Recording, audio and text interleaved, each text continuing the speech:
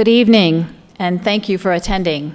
My name is Deborah Exner, and I'll be the moderator for this evening's candidate debate. Before we begin, please silence all phones and electronic devices. Additionally, please refrain from any interruptions to the debate, as it's being recorded for on-demand viewing and post-captioning services. Joining us this evening is Ms. Gina Roberts with the Clean Elections Commission, way in the back. The Clean Elections Commission is the sponsor for this evening's event. The Clean Elections Act is a campaign finance reform and public education measure initiated by Arizona citizens and passed by voters in 1998. The Clean Elections Act was created to allow campaigns to be more issue-oriented and less negative. The system provides full funding for qualified candidates who participate voluntarily. The candidates agree to abide by the Clean Elections Act and rules, which include contribution and spending limits, foregoing special interest money, as well as participating in commission debates. The candidates invited to participate tonight are in contested general elections. Candidates in uncontested general elections are not included in the debate process. For tonight's debate, questions have been prepared by Clean Elections based on a voter survey, as well as questions that have been submitted on the Clean Elections smartphone app. However, we encourage live audience questions first. If you have questions, please print them clearly on the note cards you were given as you entered and hold them up. Our volunteers will pick up the cards and deliver them to me. If you need more cards, just raise your hand. We screen questions for clarity to eliminate duplications, speeches, attacks on candidates. The debate is scheduled for 60 minutes, so we may not get to all audience questions, but we will do our best. There is an independent timer who will see that all the candidates have their allotted time to answer questions and will tell them when their time is up. As a courtesy to other candidates, please respect the time limits. When the timer raises the stop sign, the moderator will stop the candidate. Tonight's debate includes 1-minute opening statements, a lightning round. The first half of the debate begins with 2 minutes to answer audience questions. Each candidate will answer the same audience question and will rotate which candidate responds first. After all candidates have responded to the question, the first responding candidate will be given an additional 30 seconds. The second half will allow for a different question per candidate with 1 minute to answer. Then we will end with 1-minute closing statements. If you have questions for a specific candidate, please include the candidate's name on the note card. It will be considered during the second half of the debate. We ask that you remain polite to all of the candidates and give them a fair and uninterrupted hearing, no matter how strongly you may agree or disagree with what's being said. Tonight's participants are running for office in District 15. We have Ms. Tonya MacBeth, a Democrat and a Clean Elections participant, running for state senator, and Mr. Brandon Dwyer, a Democrat, also a Clean Elections participant, running for state representative. The order in which the candidates will speak has been determined by alphabetical order by last name, starting with the Senate for opening comments, and will progress from that point. The order for the second half will be determined by reverse alphabetical order, starting with the House. Ms. MacBeth, would you start with opening statements, please? Thank you very much for this opportunity to appear before the Clean Elections Committee. The people who have decided to come out on this wonderful evening to listen to this debate, and all of those who are listening later online. I appreciate this opportunity because I, like you, am invested in the success of Arizona and the success of Legislative District 15. I encourage you to check out my bio on electmacbeth.com, as I won't use up my time here to tell you what a great husband I have and a great family here as well. Arizona has been left behind repeatedly Our current legislators have neglected their duties in caring for the citizens of Arizona.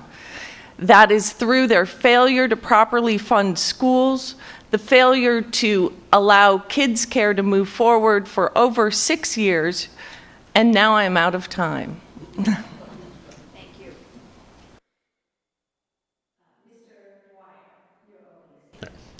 My name is Brandon Dwyer. I am also a clean elections candidate running for the state house here in LD15.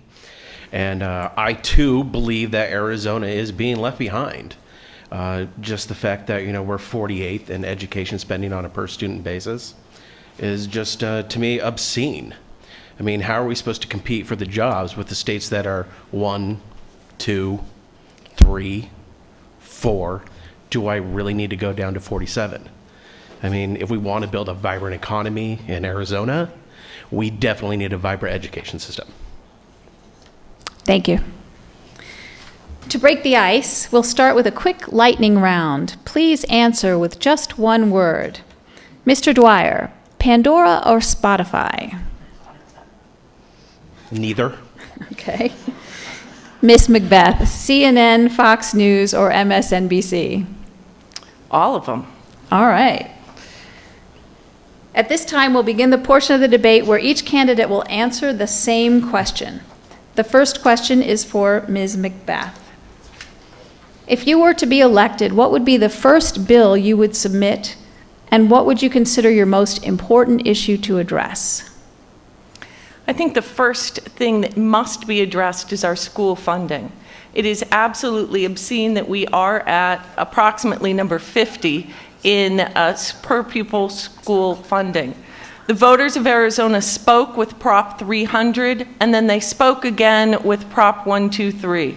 If not for the lawsuit that initiated Prop 123, we wouldn't have received the funding that we finally did.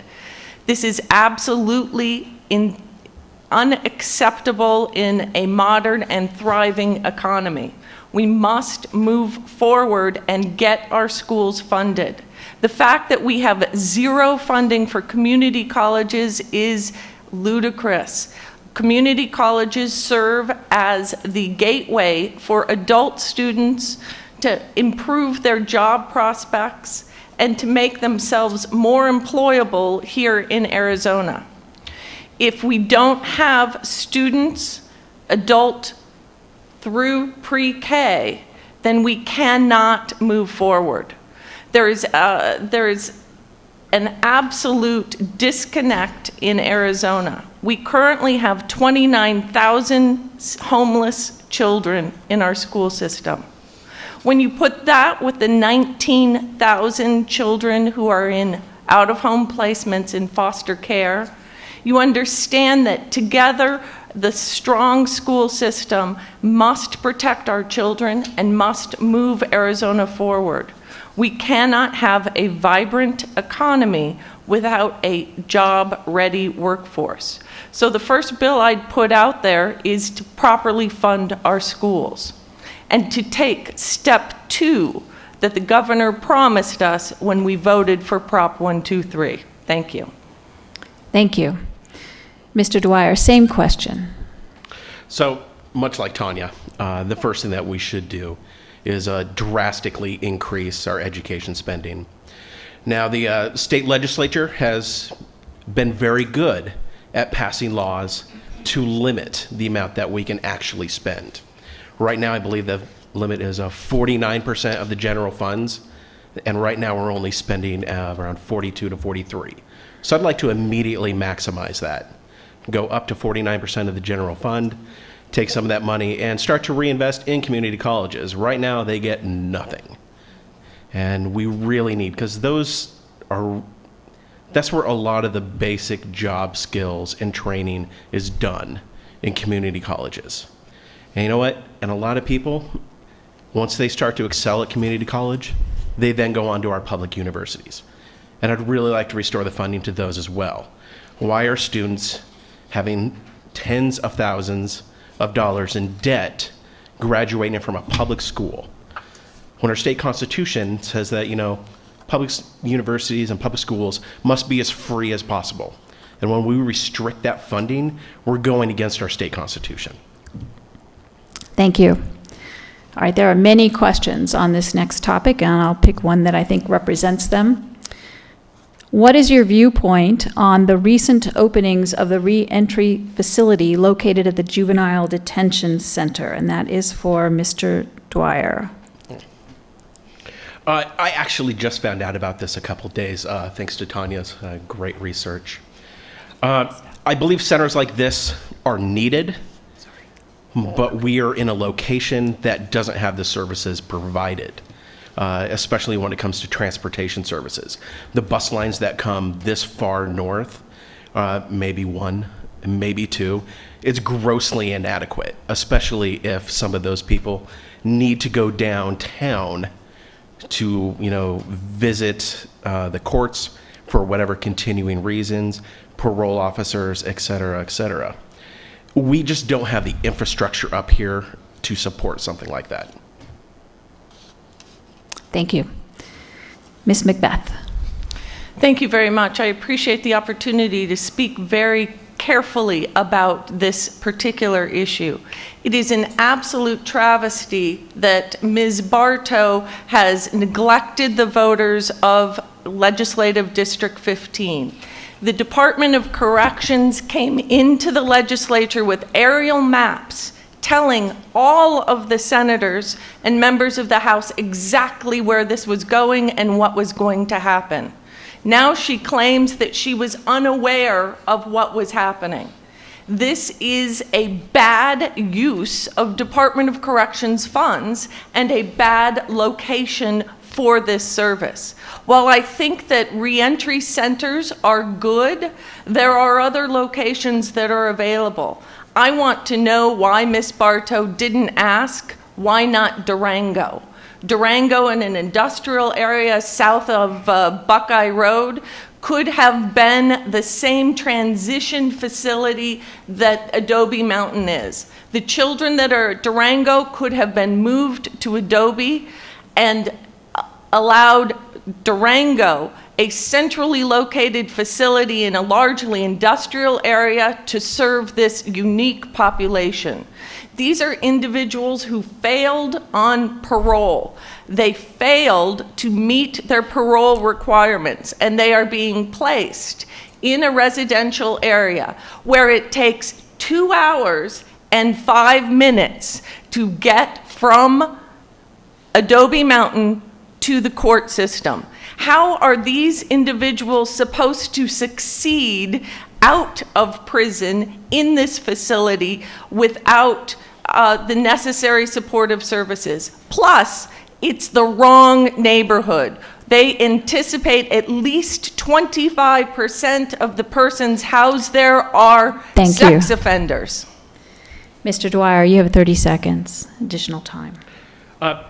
Like Tonya brought up, as I brought up earlier, is just the access to the resources that they're going to need to be reintegrated in society is very limited up here. I mean, I actually have ridden the bus to my work. It took me an hour and a half, and that was 32nd Street and Indian School from around 35th Avenue in Union Hills.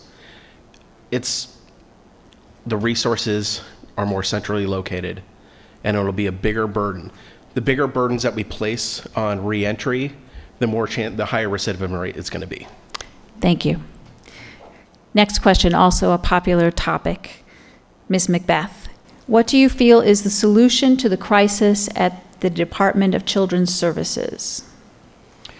The Department of Children's Services is absolutely in crisis. We have a new law that was passed this legislature that only requires that they report and not that they be held accountable to the standards that are set forth.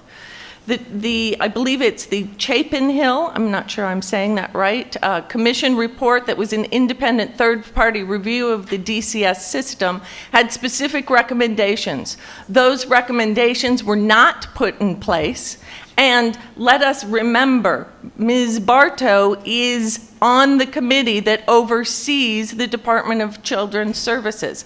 DCS currently has 2/3 of the available case managers within its network. They are not fully employed. They're not using the resources that are available to them.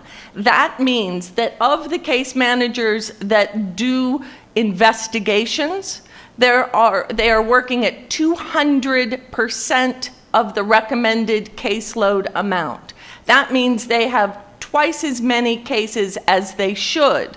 So how do you anticipate that you are going to move this process forward when the single failure that was clearly identified when this whole crisis came to light in the beginning was the lack of case management support? Now, of the homes where children have been removed, those parents have the right and the responsibility to comply with the recommendations of DCS to get their children back. Only 50% of those families are getting their required monthly visit. So the services that are available to keep those children in the homes or to return those children to their own home are not being provided. The wait list is so long that the children are stuck in foster care. That is a backlog of 19,000 children. Mr. Dwyer, same question. So this really goes back to what are our priorities in the state? And obviously the current Republican legislature, their priority is to, give tax breaks to corporations, give kickbacks to their friends. They're not there to serve the people of it. And this is just another example of the failure to properly allocate funds where they need to be. And like Tonya had mentioned, the staff almost needs to double. But where is that money going to come from? The state legislature, once again, they could have appropriated the money. They could have made great strides this year into fixing the problem. But once again, they decided to sweep it under the rug for another legislature to take care of. Thank you. Ms. MacBeth, you have 30 seconds. Thank you. I want to summarize basically with the concept that the funds have been allocated, the oversight has been set up, but Ms. Bartow and the remainder of the legislative committee overseeing DCS has neglected their responsibilities. It is high time that if we're going to pay for an independent review that provides specific recommendations on fixing the system, that we use those recommendations and we get the process moving. Thank you. Mr. Dwyer, what is your vision of the American dream, and what is the role of government in helping individuals achieve that dream? So my version of the American dream, I guess, is your pretty typical. It's the one that you grow up on. Graduate high school, maybe you go on to college. But either way, you have a decent paying job, one that can provide for your family. After a few years, you can save up and you can purchase your own piece of property, whether that be a condo or a townhouse or a house or a ranch or maybe your uncle's farm. Typically, that's the American dream. And I'm sorry, what was the second part? And what role of government in helping individuals to achieve that dream? So right now, government actually plays a huge role in achieving that. If you go to public education, the government is running your public education system. If you go on to a community college to increase your skills for the work set, in other states, it's funded by the state. Here in Arizona, there's still, as of 5 minutes ago, still zero funding. But the government is really intertwined in everything you do. Especially when it comes to, regulating the mortgage company that you're going to use to, buy your house. And so that's the role of the government is basically in that way is to make sure that you can achieve the American dream and you're not going to fall prey to people who don't want you to have it. Thank you. Ms. MacBeth. I have to say, I think I've achieved what was my American dream. Not only have I achieved Arizona University of Arizona college degree. I also achieved a ASU College of Law degree. I'm married. I have 2 great kids. We have a great house that we've lived in for 24 years. And the government is absolutely involved in every step of the way. I benefit from a safe community because my tax dollars pay for first responders. They pay for the police. They pay for the firefighters. They have our roads maintained. Our schools should be properly funded. Our children are receiving the health and the growth that they need, and that the healthcare system is properly regulated and moving forward to provide safe care to all persons. This opportunity is not available to all members of our community in Arizona. Our children are just now receiving kids care. Those persons who are working, who couldn't afford the insurance and they had too much money to qualify for access, they were at risk of losing everything in their American dream because of one emergency room visit for that child. These are absolute ways in which the government impacts our lives. If they aren't creating proper opportunities for growth and a safe and secure community, that American dream is at risk. I want that for Arizona, and I want that for our children. Thank you. Mr. Dwyer, your 30 seconds.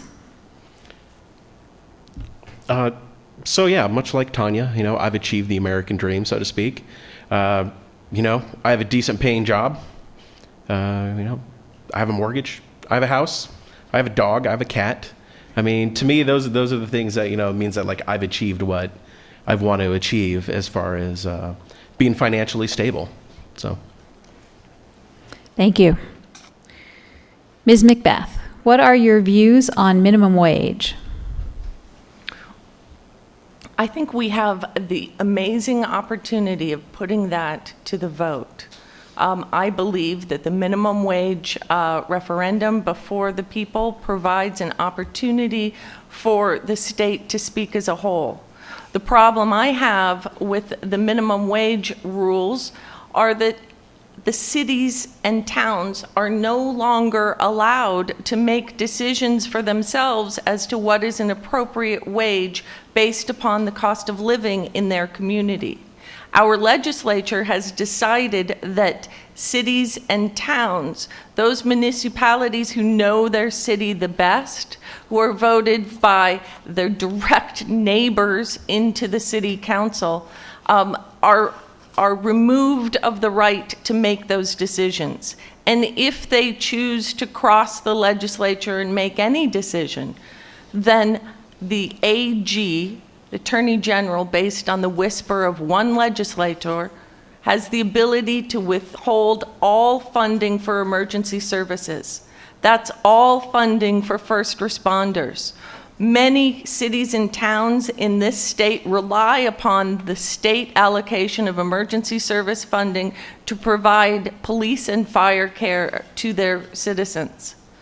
I think that the minimum wage must move forward.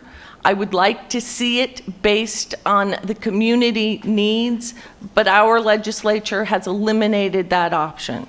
So therefore, I believe that we need the citizens of Arizona to speak up and tell us as potential legislators exactly where the minimum wage should be. Mr. Dwyer. So I've had plenty of minimum wage jobs. I've cleaned toilets. I've pumped gas. It's not here in Arizona, but when I grew up in Oregon, you're not allowed to pump your own gas. And so I would be the person that ran out there and say, how much would you want? And they would say 82 cents, and I would fill it up for 82 cents. All right. I've worked a register. I've worked in call centers. And I can honestly tell you that the minimum wage is not a living wage. I used to take graveyard shifts just so I could get 15 cents more an hour. so I could just have a little bit better life. And you may not think that, 15 cents is a big deal, but it's a really big deal when you're only taking $500 in a month for a certain job. So I'm well aware of the realities. I'd actually say that when the minimum wage is increased by 2020, heck, I might be making minimum wage at that point. There's this illusion that minimum wage is only for kids. It's not. Roughly 50% of the people making minimum wage are adults. They have 2, sometimes even 3 jobs just to provide for their families. If we raise the minimum wage and one of those parents can drop a job, that means they spend more time with their kids. Maybe they can actually afford their son to play football because they can now afford the fee that is charged to them to play sports. So I'm all in favor of raising the minimum wage. And the fact that it's a voter initiative just means that employers are not stepping up and paying employees what they're worth. The people have to go around them for voter initiatives in order to get a pay raise. Thank you. Ms. MacBeth, your 30 seconds. I'm reminded of Henry Ford, who had several unique positions, but one of the things that he was certain was important was that he wanted to pay his workers enough that they could buy the products they were making. Right now, when we are at the minimum wage, we no longer have the ability for the people to actively participate in the economy. If you are making $1,400 roughly dollars a month gross, that is not enough money to do anything to move the economy forward but pay your landlord and buy a few groceries. Thank you. All right. Mr. Dwyer, this is a compilation of some of the questions that have come from the audience about the center that's been developed here. They want to know why was the facility not open to a public vote, and what are the realistic next steps on your agenda to help represent the community to relocate the reentry complex? Well, I can't tell you why there wasn't a public comment. I wasn't in the legislature. I can't tell you why they dropped the ball on that. It's simple as that. As far as working, to relocate it, I don't know if it's even possible at this point. We could certainly work to minimize the effects. Maybe we can have more services provided up here. I know it's not the best solution, but I honestly don't know how firm it is in the area. So, thank you. Ms. MacBeth. All things are possible when people unite. I think that the reentry facility at Adobe Mountain is something that should be up for discussion. Their failure to properly notify, and the district's failure to properly notify the schools, and Nancy Bartow's failure to get the word out to her constituents is a significant issue. I think the fact that the police department in Phoenix is understaffed in the area should be remedied immediately. I believe that the allowance of persons who are reassigned off of their parole to the reentry facility for sex offenses, they should have their conditions for staying at the reentry facility carefully looked at. Not everyone needs to leave during the day. And when those people leave during the day, perhaps instead of having them walk down the street to, I believe it's 20-something Avenue, sorry, I've lost the number, walk down the street to the avenue in Pinnacle Peak, perhaps they should be provided transportation services to get them out of the residential neighborhoods. There's absolutely no reason that anyone should be allowed with a sex offender conviction to wander around and waste their time in the community. If they've been reassigned to a reentry facility, it's for a reason. They need to be actively participating in the programs on site or delivered to a location elsewhere. The idea that people can come and go freely while in the reentry facility and having a sex offender conviction is absolutely unacceptable. Safeguards need to be put in place. Mr. Dwyer, your additional 30 seconds. So, as I said, I was just informed of this a few days ago. And so I don't really have, I haven't really researched it, to be quite honest. And it is just one of those things where we don't have the resources up here in District 15 to accommodate such a facility. And that's about it. Thank you.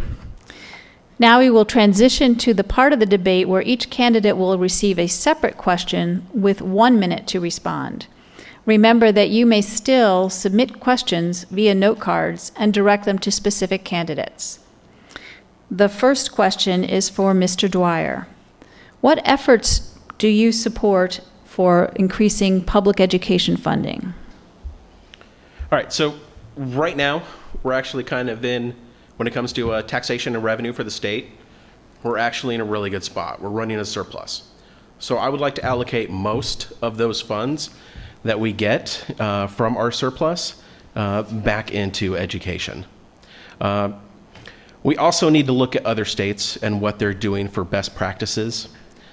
We do kind of have a little bit of a heavy property tax here in the area. And so I don't think that we really need to increase that to increase education spending. And one of the great things about Arizona is we're actually already super efficient about the money that we spend. So any additional dollar that we put into education will go to education and the students. Thank you. Ms. MacBeth, how are your views on education different from your opponents? Oh, that's an easy one. I actually think that education should be funded. I also believe that we shouldn't have a system set up in place that strips funding away from public schools and charter schools, which are a form of public school, where 83% of our students attend, and handed over to private institutions that have no oversight.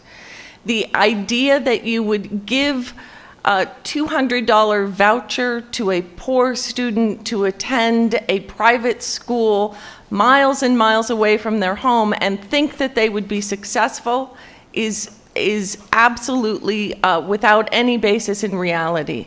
If we are going to fix the education system and make schools available to all children so that they can succeed on a pre-K through university level, then we need to focus on public and charter schools.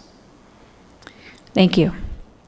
Mr. Dwyer, what are your thoughts on the United States further restricting immigration? All right, so contrary to popular belief, we do have strong immigration laws. And there's a reason why there's a lot of Hispanic groups, Latino groups, that call President Obama the deporter in chief. Because we have been deporting lots of people.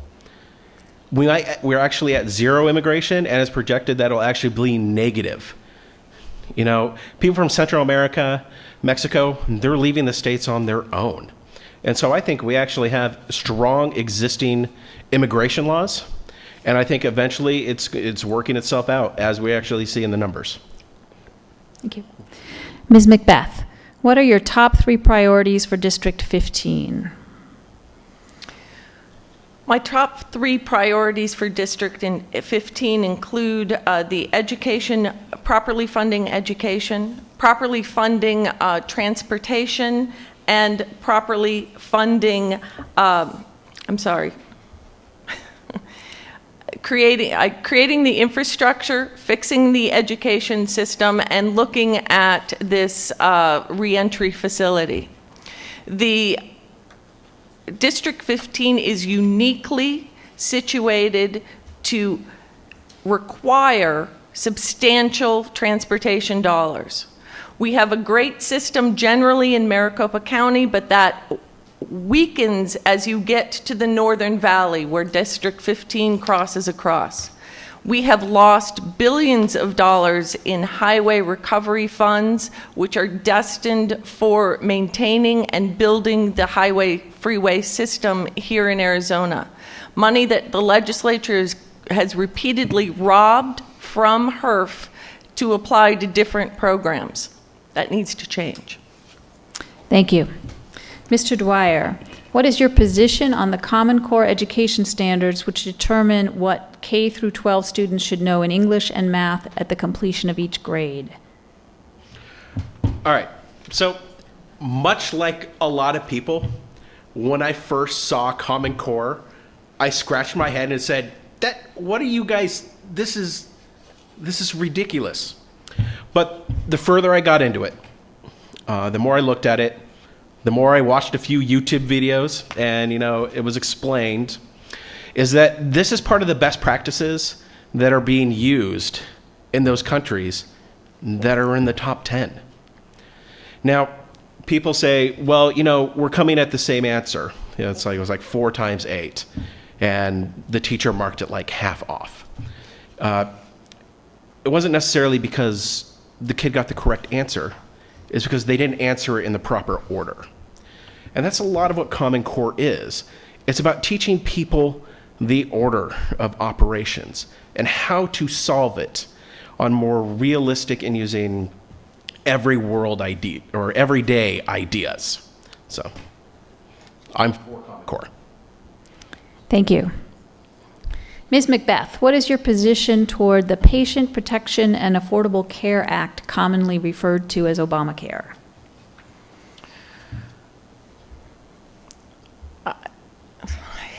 I hesitate because we're always taught to tell a story. And I'm going to tell a story. I am a cancer survivor.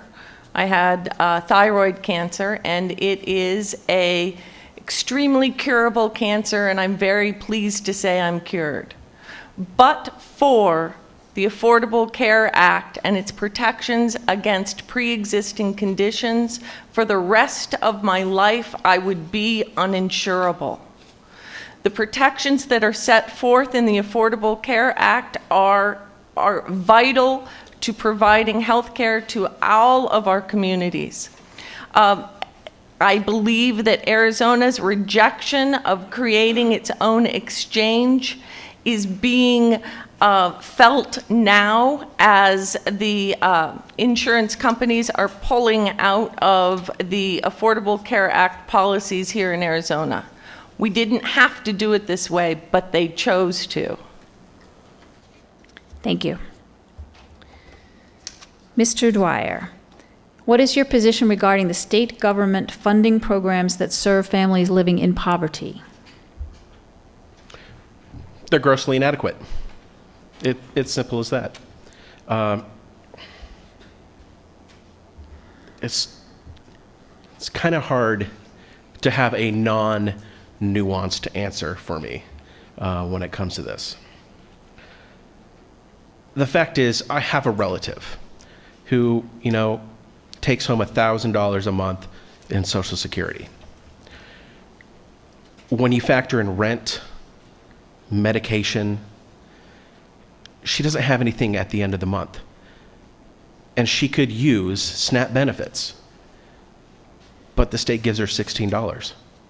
So we all, as a family, have to pitch in to support her so that she has food, so she has breakfast. So. Thank you. Ms. MacBeth, what are your top concerns about education funding?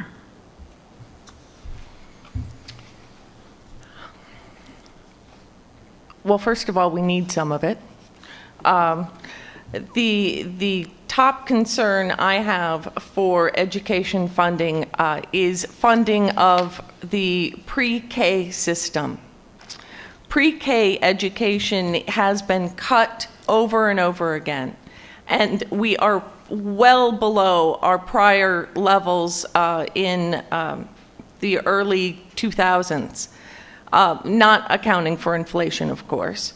And if we were to provide significant and appropriate pre-K funding, we would have the opportunity to have mothers who are barely surviving on a low minimum wage job have the opportunity to have their children receiving education services instead of unfunded daycare. And those children who are in pre-K services function better in school and have greater opportunities. Thank you. And stay out of CPS. Mr. Dwyer, what is your view of the food stamp program? Wait, you did that on purpose. So yeah, this continuing on with food stamps, it's grossly inadequate. Given the example I said before, after rent, power, phone, there's medications, there's virtually nothing left for just some of the basic needs, just there. And so, yeah, we need to have, it needs to be, one thing like almost adjusted for inflation. Why are we taking these people and, and we're just continually to cut their benefits? I'm sorry, but, telling them to pull themselves up by their bootstraps, it doesn't work. And, we just need more funding for it. So. Thank you. Ms. MacBeth, what is your plan to address panhandlers in our neighborhood? Panhandlers in the neighborhoods. Well, I've been thinking as I spend a lot of time on the road because I work downtown, and I drive past some of the same individuals over and over again. And if they were to receive $1 out of every 8 cars on a busy intersection, I guarantee they're making more than minimum wage. There are laws in place that allow for maneuvering around's the wrong word. There are laws in place that could be enforced. The police are spending too much time on other lesser crimes. They have the ability to create a safe intersection, and we need the homeless services to be available to those people so they can receive the job training and opportunities to participate in our economy in a meaningful way. Thank you. Mr. Dwyer, where will you get the money to increase funding for families in poverty and in SNAP? So, as I said earlier, state revenues are up. We're running surpluses. And so, once again, we could use that surplus to increase SNAP benefits. But like I said, the Republican legislature is really good at passing laws to limit its own power and its ability to, fix these problems. So, just generally to use the surplus money. I mean, it's a lot of money. We can use that to put better in the state. So. Thank you. Ms. MacBeth, an audience member writes that we agree that education is substandard in Arizona, but the observation is that there are public school students that are brilliant, articulate, and academically competitive. What is your plan for making high-quality education equally available? High-quality education is available. I have the good fortune of one of my students attending a Phoenix Union High School outside of the district that is focused on STEM, science, technology, engineering, and math. These STEM-based programs can be and should be instituted in every district so that students have the opportunity to reach their potential. It is not a requirement to leave the school district to obtain a good education. These programs are available.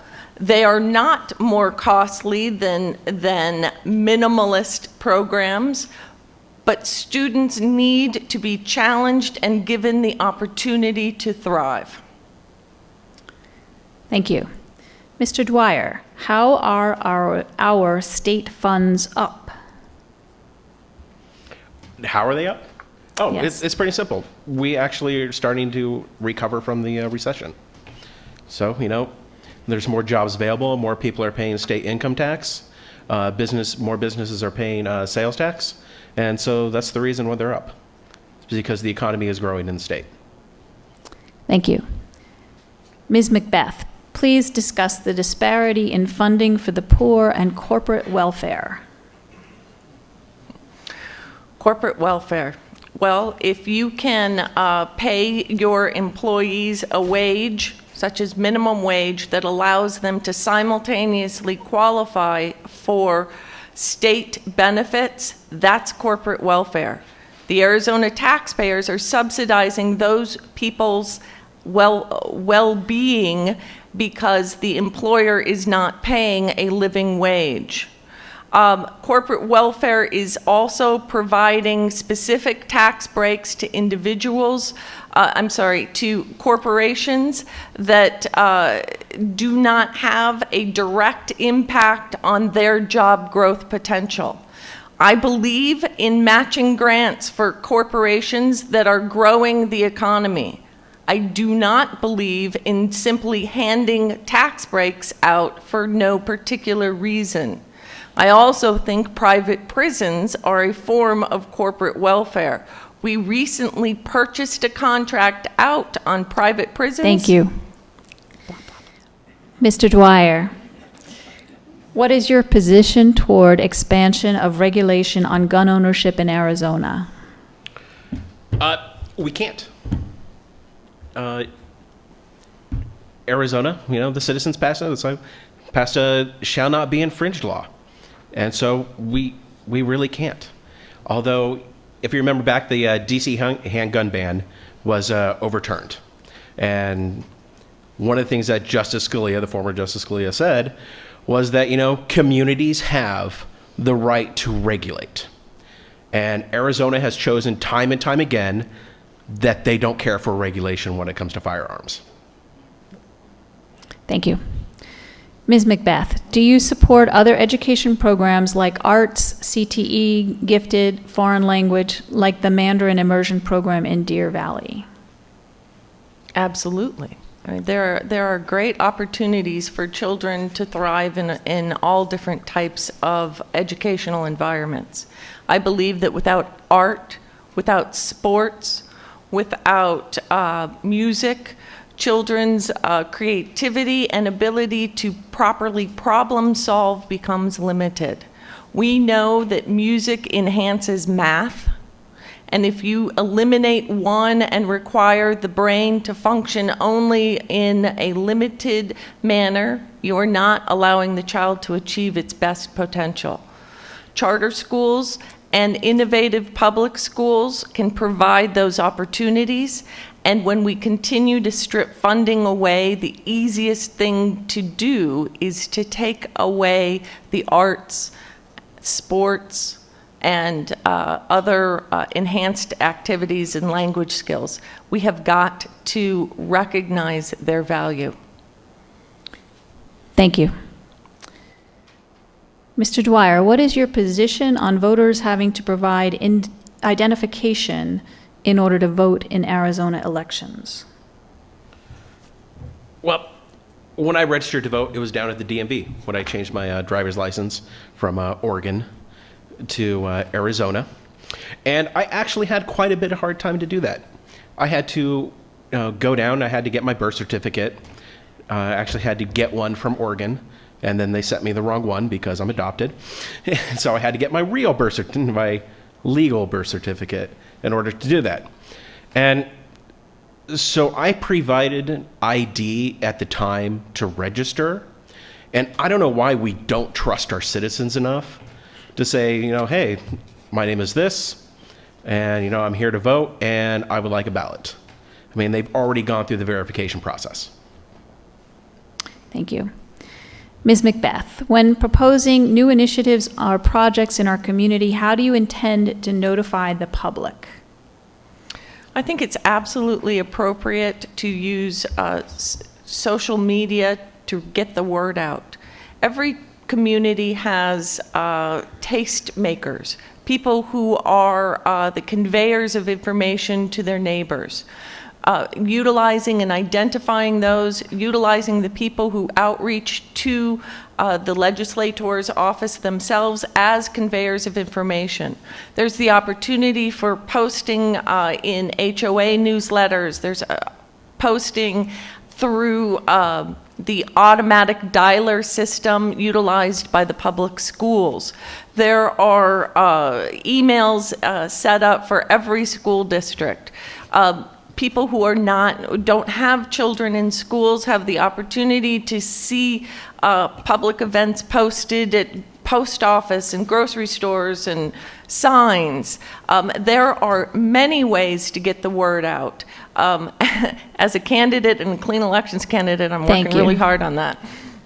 Mr. Dwyer, what are your thoughts about renewable energy, solar, wind, hydro, et cetera, in Arizona? All right. So I'm for renewable energy. I have solar panels on my house. I don't understand why there aren't solar panels on every house here in Arizona.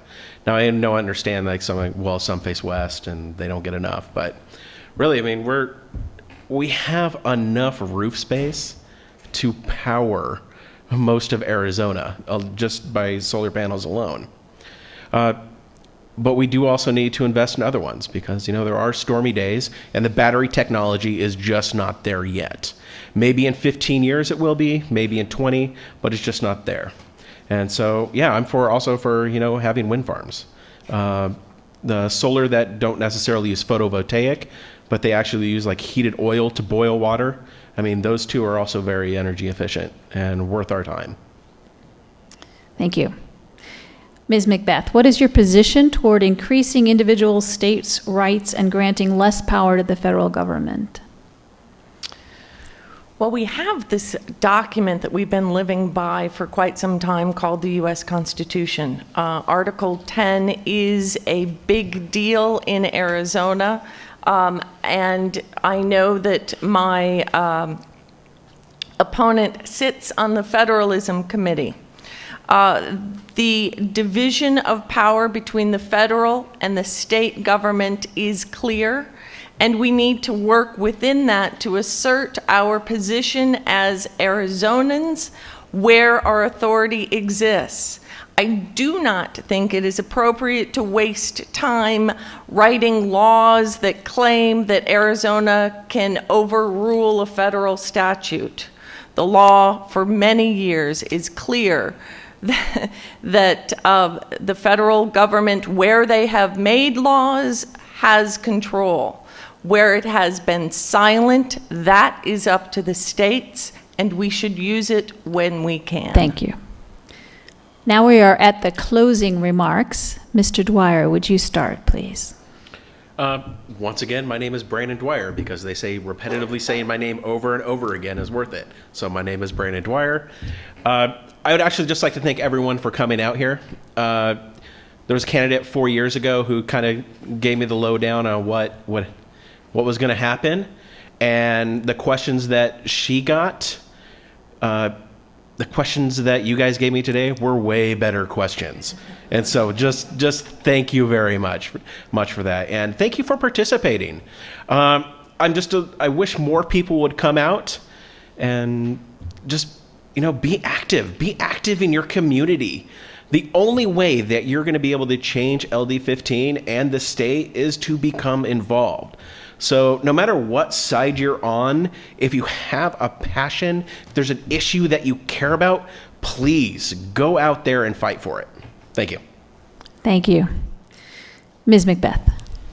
Thank you again for this opportunity. I want to spend some time to talk about a couple of issues that we did not talk about that I believe are vitally important. This last legislative session, they passed a law that makes campaign finance even more secretive, that gives more authority and power to corporations and wealthy individuals than the individual voter has, because they no longer have to disclose. So when we see a vote happening at the legislature now, and that person is receiving funds or has secretly been supported by a secret dark money PAC, we don't know why they're making the vote. We have lost our ability to trust in our elected officials who are participating in the dark money secret campaign financing system. I also want to make sure that everyone here and everyone watching on the internet knows about Time is up. equality. To our candidates, we thank you so much for participating in our forum tonight. And to our audience members, we thank all of you who took time to come and inform yourselves before voting. We encourage you to visit www.azcleanelections.gov, where you can find information on the upcoming elections, download the Clean Elections app, and learn about the candidates running for office. A link to this debate, as well as other Clean Elections debates, will be posted on that site within 72 hours of the scheduled debate. Please fill out the debate evaluation form you received as you entered and return it to one of our volunteers. Your feedback is important to the Commission and will help improve future debates. Thank you all for coming tonight, and you're welcome to stay and speak directly with the candidates.